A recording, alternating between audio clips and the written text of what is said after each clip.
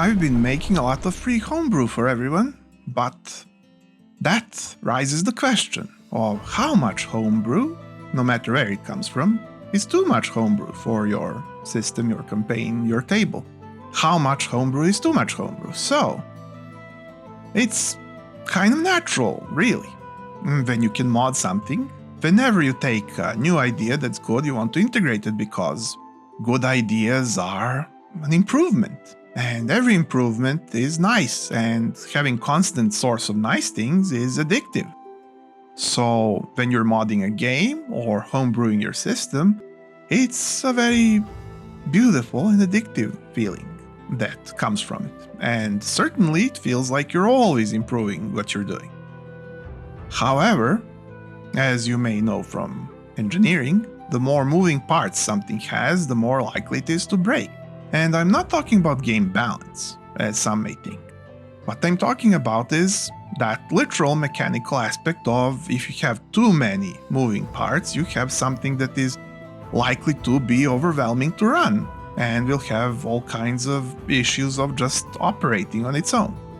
Not for the player balance or DMing, but just by you needing to run that whole contraption that keeps growing and growing. So at one point, you need to cut the fat out and leave what's good. And since everything is good, it's like picking your favorite mods to put into your favorite moddable video game, and there's too many mods, and there's too little computer power to run all of that. But some lists, some compromises need to be made so that you run the thing. Because at one point you want to run the thing and you want the thing to be smooth, so sometimes giving up on that exact coin measurement in increments of different metals and whatnot might be the thing to go.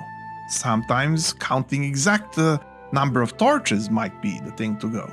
Sometimes developing the tax policy of the kingdom is the thing to go and not stay.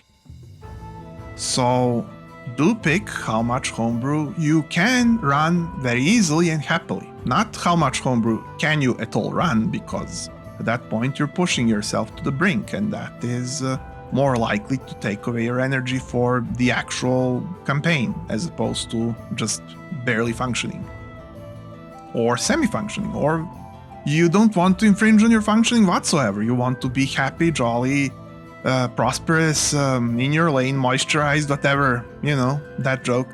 You want to be at your perfection of running.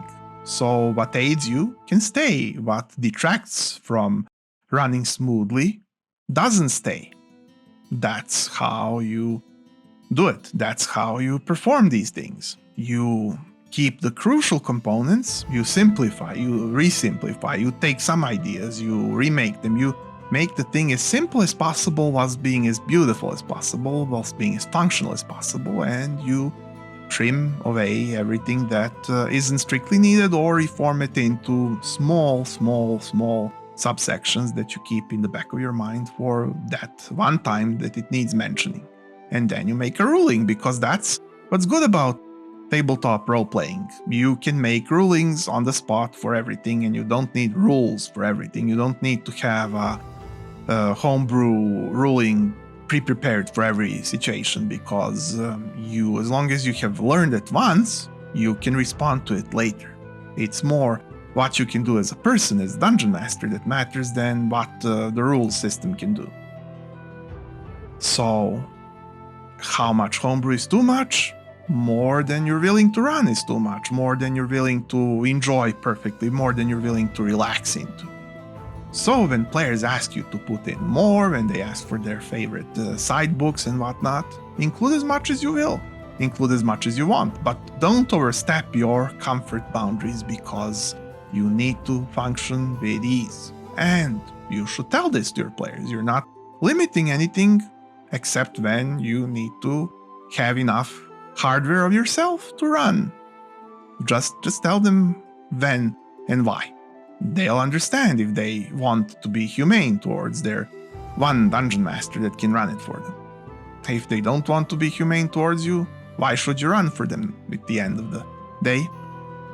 So, adventurer, if you thought this was unique, maybe you can spare me a click and I could see you here next and perhaps every week.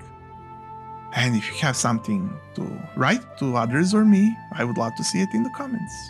I'm Em, and welcome to the DM table. See you next time.